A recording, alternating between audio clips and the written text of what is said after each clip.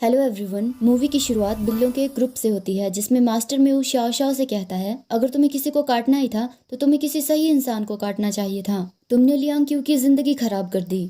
बिल्ला Shao Shao माफी मांगते हुए कहता है कि ये सब कुछ अचानक से हो गया, पर मास्टर म्यू कहते हैं कि मेरे माफ करने से तुम्हारी गलती को नहीं सुधारा जा सकता। फिर मास्टर म्यू और शाओ शाओ दोनों ही अपने इंसानी रूप में आ जाते हैं। मास्टर म्यू कहते हैं कि अब लियांग क्यू को 9 साल तक आधा बिल्ला और आधा इंसान बनकर रहना पड़ेगा। वो एक दिन में 12 घंटे इंसान के रूप में रहेगा और बाकी 12 घंटे बिल्ले के रूप में रहेगा। फिर हमें इस घटना के 8 साल 11 महीने के बाद का समय दिखाया जाता है। लियांग क्यू अब एक रिसर्चर बन चुका था। वो बिल्लियों के बिहेवियर के बारे में एक सेमिनार देता है। सेमिनार के बाद एक रिपोर्टर लियांग क्यू से पूछता है कि आप वेटनरी क्लिनिक क्यों नहीं खोलते हैं, आप सिर्फ पर्सनल विजिट से क्यों एक्सेप्ट करते हैं। तो लियांग क्यू से बताता है कि दुनिया में बहुत सारे बेहतरीन वेटनरियंस हैं, पर मेरा फोकस बिल्लियों की मेंटल ट्रीटमेंट पर है, इसीलिए मैं पर्सनल विजिट से एक्सेप्ट करता हूँ ताकि मैं उन बिल्लियों का अच्छे से ट्रीटमेंट कर सकूँ। फिर एक और रिपोर्टर लियांग क्यू से पूछती है कि आप इतने साल से यूएस में रह रहे थे, तो अचानक से आपने वापस आने का फैसला क्यों लिया। पर लियांग क्यू जवाब देता है कि ये मेरा पर्सनल मैटर है, तो मैं इस बारे में कोई बात नहीं करना चाहूंगा। ऐसा कहकर लियांग क्यू वहां से जाने वाला था कि तभी एक और रिपोर्टर लियांग क्यू से कहता है कि क्या आपने बिल्लियों की लैंग्वेज को ट्रांसलेट करने वाले उस ऐप के बारे में सुना है।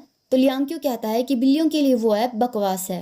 अगले सीन में हमें शियावान को दिखाया जाता है। उसका दोस्त मोमो उसे कॉल करके ऑफिस बुलाता है। जब वो ऑफिस पहुंचती है तो वो देखती है कि बहुत सारे लोग वहां पर भीड़ जमा कर खड़े हुए हैं और गार्ड्स उन्हें रोकने की कोशिश कर रहे हैं। उसके बाद वो मीटिंग रूम में जाती है। वहां पर चीफ डायरेक्टर मीटिंग में प्रेजेंट सभी लोगों को कहता है कि इस ऐप की वजह से हमें बहुत नुकसान हुआ है और एनिमल राइट्स ग्रुप के लोग बिल्डिंग के नीचे भीड़ जमा कर खड़े हुए हैं। वो बहुत ही ज्यादा गुस्से में है। तभी विवियन कहती है कि इस सब में हमारी गलती नहीं है, शियावान ने इस ऐप को बनाया है। फिर शियावान कहती है कि मैंने आप सबको पहले ही बताया था कि वो ऐप अभी पूरी तरह से तैयार नहीं हुई है और मैंने आप सबको उसका बीटा वर्जन रिलीज करने से भी रोका था, पर आप सबने मेरी बात नहीं मानी। तभी विवियन कहती है कि इस समय हमें अपने ग्राहकों की कंप्लेंट्स को सुलझाने के बारे में सोचना चाहिए।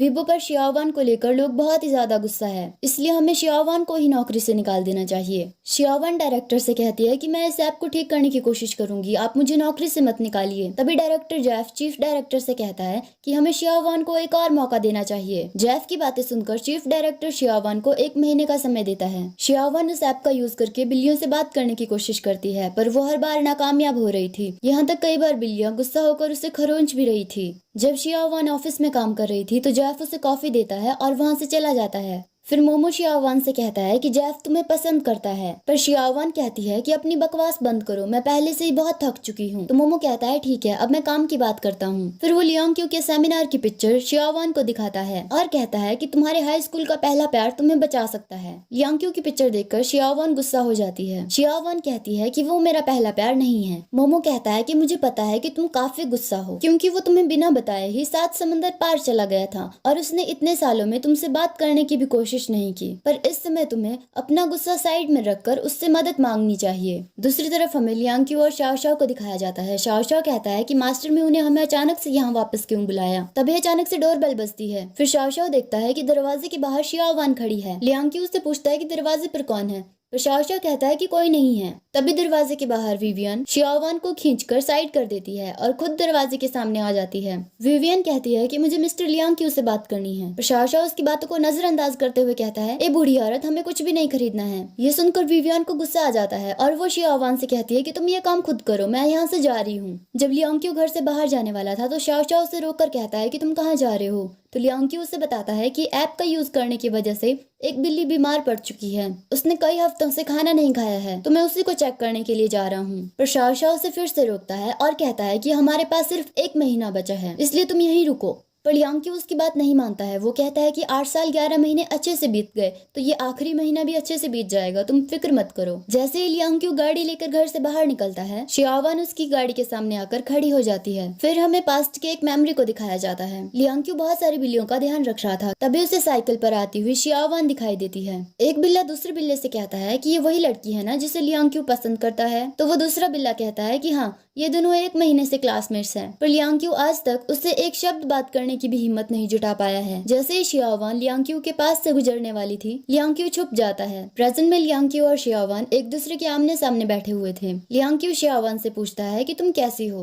तो शियावान कहती है कि मैं पहले जैसी ही हूँ। फिर वो कहती है कि मैंने तुम्हारे बारे में इंटरनेट में पढ़ा, इसीलिए मैं तुमसे मिलने आई। जिस ऐप को तुमने बकवास कहा था वो ऐप मैंने ही बनाई है। तो लियांग क्यू कहता है कि मुझे पता है, तुम्हारी ऐप की वजह से बहुत सारी बिल्लियां बीमार पड़ चुकी है। ऐसा कहकर लियांग क्यू वहाँ से चला जाता है। फिर हमें लियांग क्यू के पास की एक और मेमोरी को दिखाया जाता है। जब लियांग क्यू शियावान को छुप कर देख रहा था, उसी समय कुछ लड़के आकर शियावान को रोक लेते हैं। जब शियावान उनसे नेम बैज वापस लेने की कोशिश करती है तो वो शियावान को धक्का देकर जमीन पर गिरा देते हैं। ये देखकर लियांग क्यू को गुस्सा आ जाता है और वो उन लड़कों को काफी पीटता है। फिर नेम बैज लेकर शियावान को वापस कर देता है। पर वो लड़के पीछे से आकर लियांग क्यू को पकड़ लेते हैं और उसका नेकलेस छीन लेते हैं। फिर कहते हैं कि तुम्हारे जैसे अनाथ की हमारे साथ लड़ाई करने की हिम्मत भी कैसे हुई, तुम्हें ये नेकलेस सूट नहीं करता है। ऐसे कहकर वो उसका नेकलेस पानी में फेंक देते हैं। ये देखकर वो सभी बिल्ले उन लड़कों पर अटैक कर देते हैं। शाओ शाओ लियांग क्यू की बाजू पर दांत मार देता है। तभी वो सभी लड़के वहाँ से भाग जाते हैं। लियांग क्यू वहीं पर बेहोश होकर गिर जाता है।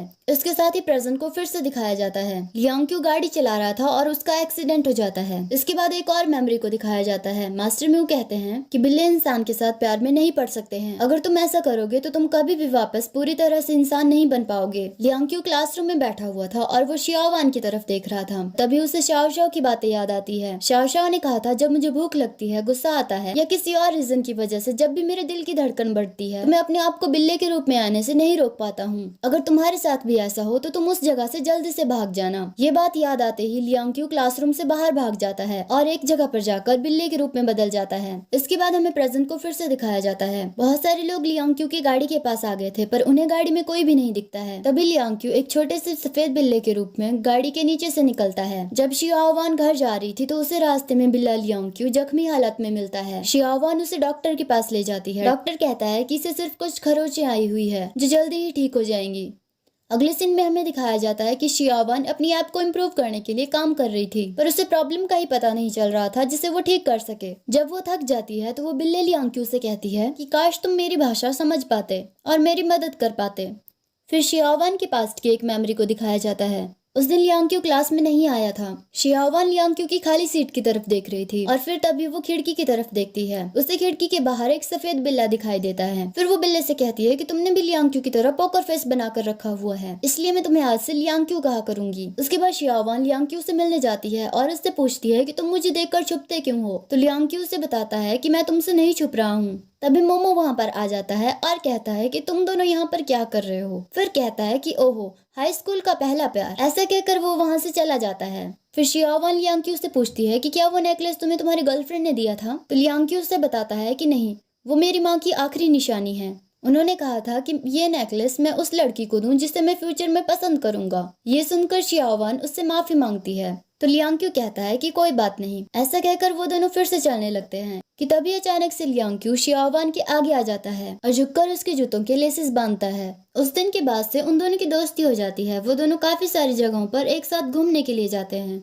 जब आधी रात होती है तो लियांग क्यू अपने इंसानी रूप में आता है और कहता है कि मैं यहाँ पर क्या कर रहा हूँ। फिर कहता है कि मेरा कुछ नहीं हो सकता। उसके बाद वो शियावान के कंप्यूटर पर काम करने लगता है। सुबह जब शाओ शाओ घर का दरवाजा खोलता है तो शियावान को घर के बाहर देखकर उससे पूछता है कि तुम मेरे घर के सामने क्या कर रही हो। शियावान उससे कहती है कि मेरा नाम माओ शियावान है, मैं फेलाइन एनिमल रिसर्च की टीम से हूँ, और तुम कौन हो। तो शाओ शाओ उसे कहता है कि मैं इस घर का मालिक हूँ। शियावान उससे पूछती है कि तुम इस घर के मालिक हो। पर शाओ शाओ फ्रस्ट्रेट होकर कहता है कि तुम यहाँ से दफा हो जाओ। ये सुनकर शियावान उससे कहती है कि क्या तुम्हें तमीज नहीं है, तुम मुझसे ऐसे कैसे बात कर सकते हो, तुम मेरे सीनियर थोड़े ना हो। तो शाओ शाओ उससे कहता है कि मैं तुमसे काफी बड़ा हूँ, मैं 2000 साल का हूँ। ये सुनकर शियावान हैरान हो जाती है। तो शाओ शाओ उससे कहता है कि मैंने जो तुमसे अभी कहा उसे भूल जाओ और यहाँ से चली जाओ। पर शियावान कहती है कि मैं लियांग क्यू से मिलने आई हूँ। पर शाओ शाओ उसे बताता है कि लियांग क्यू यहाँ पर नहीं है, वो वापस अमेरिका चला गया है, इसलिए मुझे यहाँ परेशान करने के लिए वापस मत आना। ऐसा कहकर वो घर के अंदर चला जाता है। जैसे ही वो घर के अंदर आता है वो लियांग क्यू को देखता है और उससे पूछता है कि तुम कहाँ पर थे।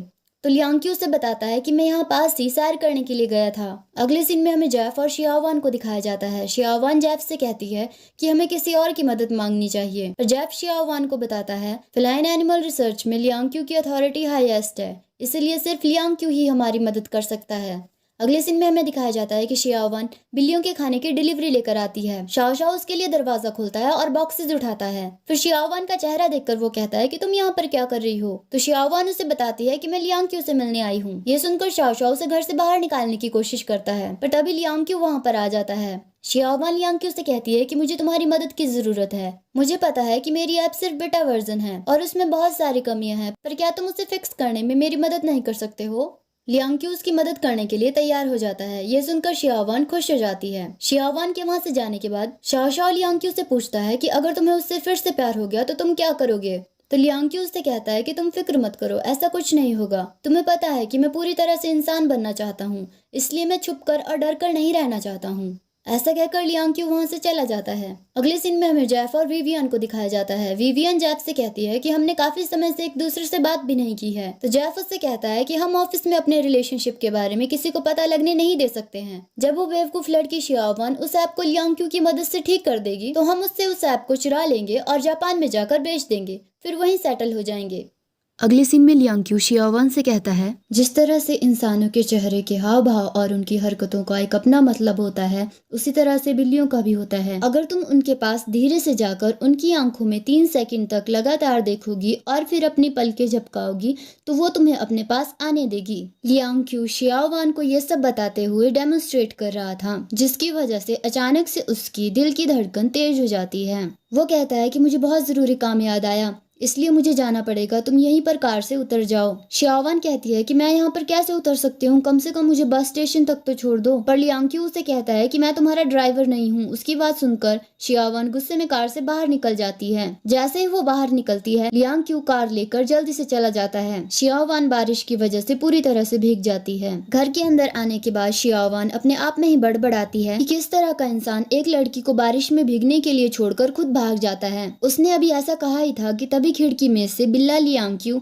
अंदर आता है। शियावन उसे टॉवल से पोंछते हुए कहती है कि मैं इंसानों की भाषा तो समझ नहीं पाती हूँ, बिल्लियों की भाषा कैसे समझ पाऊंगी। तभी दरवाजे की डोरबेल बजती है। शियावन दरवाजा खोलती है तो दरवाजे पर जेफ होता है। जेफ उसे बताता है कि मैं तुम्हें कॉल कर रहा था पर तुमने मेरी कॉल नहीं उठाई, इसीलिए मुझे यहाँ आना पड़ा।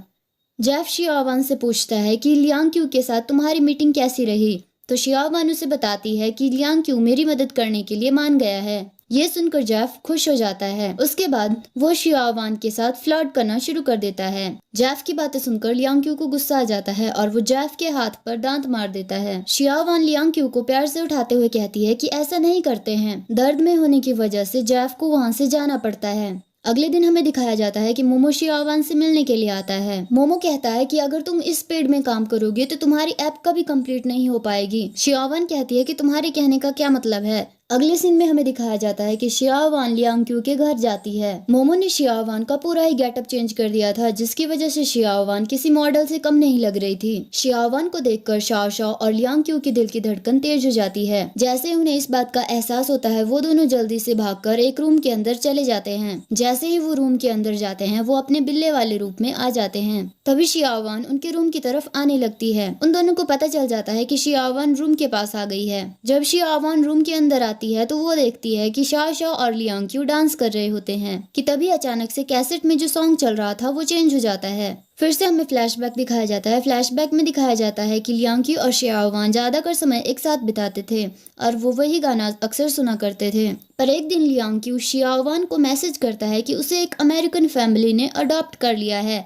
इसलिए वो यहाँ से जा रहा है। प्रेजेंट में हमें दिखाया जाता है कि शियावन लियांग क्यू के थोड़ा पास आती है और उससे पूछती है कि क्या तुम मुझे अभी भी पसंद करते हो। पर लियांग क्यू उसे कहता है कि उस समय हम छोटे थे। उसकी बातें सुनकर शियावन वहाँ से रोते रोते चली जाती है। शियावन लेटर्स को पकड़कर रो रही थी कि तभी बिल्ला लियांग क्यू खिड़की के पास आता है और शियावन को रोता हुआ देखता है। जब शियावन सोने चली जाती है तो बिल्ला लियांग क्यू इंसानी रूप में आकर उन सभी लेटर्स को पढ़ता है। उन सभी चिट्ठियों में शियावन ने लियांग क्यू के लिए अपनी फीलिंग्स के बारे में लिखा हुआ था। शियावन ने लियांग क्यू का खोया हुआ नेकलेस भी ढूंढ लिया था और कई सालों से उसे अपने पास रखा हुआ था। आखिरी चिट्ठी में उसने लिखा था कि वो कभी भी उस नेकलेस को वापस नहीं करेगी। लियांग क्यू शियावन को थोड़ी देर सोता हुआ देखकर चला जाता है। लियांग क्यू घर वापस आता है। शाओ उसे रोककर पूछता है कि तुम शियावन से मिलने गए थे, है ना? लियांग उसे बताता है कि मैं शियाओवान की ऐप बनाने में मदद करूंगा, पर शाओ शाओ उसे कहता है कि क्या तुम कुछ दिन और नहीं रुक सकते, कुछ दिनों में तुम पूरी तरह से इंसान बन जाओगे। लियांग कहता है कि जब मैं पूरी तरह से इंसान बन जाऊंगा तो मैं बिल्लियों की भाषा को नहीं समझ पाऊंगा। अगर ऐसा हुआ तो मैं इस ऐप को बनाने में कोई मदद नहीं कर पाऊंगा। पिछले 9 सालों से जब से मैं इंसानों से दूर रह रहा हूँ तब से बिल्लियां ही मेरा परिवार है, और मैं चाहता हूँ कि जब मैं फिर से इंसान बन जाऊं तो मैं तुम सबसे फिर से बात कर सकूं, और ये ऐप ही एक ऐसा जरिया है जिसके जरिए मैं तुमसे बात कर सकता हूँ। पर शाओ शाओ कहता है कि मैं ये सब बातें समझता हूँ, पर तुम्हें पता है कि तुम्हें शियाओवान से दूरी रखनी होगी। उसकी बातें सुनकर लियांग मुस्कुराता है। उसके बाद हमें दिखाया जाता है कि शियाओवान और लियांग ऐप को इम्प्रूव करने के काम पर लग जाते हैं। शाओ शाओ कहता है कि आखिरकार तुमने ये ऐप बना ही ली। लियांग कहता है कि पिछले 9 सालों से मैं आधा बिल्ला और आधे इंसान के रूप में रह रहा हूँ। अब फिर से पूरी तरह से इंसान बनना मुझे किसी श्राप से अलग नहीं लग रहा है। उसकी बात सुनकर शाओ शाओ कहता है, अगर ऐसी बात है तो हम शियाओवान को भी बिल्ली बना देते हैं। ऐसा कहकर वो लियांग और शियाओवान को बिल्ला बिल्ली बने हुए समुद्री जहाज पर टाइटैनिक का सीन रिपीट करते हुए इमेजिन करता है कि तभी लियांग शाओ शाओ के सिर पर मारता है और कहता है कि तुम अपनी बकवास बंद करो। इस पर शाओ शाओ कहता है कि मैं सिर्फ मजाक कर रहा था।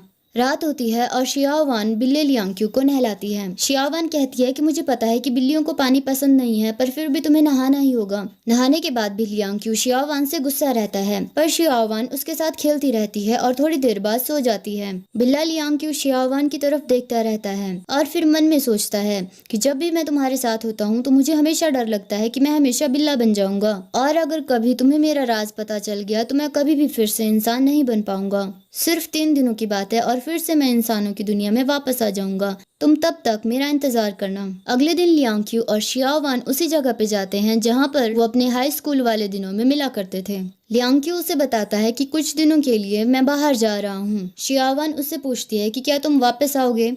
लियांग हाँ में जवाब देता है। लियांग शियाओवान को पेन ड्राइव देते हुए कहता है कि अब ये ऐप अच्छे से काम कर पाएगी। शियाओवान उसे थैंक यू कहती है।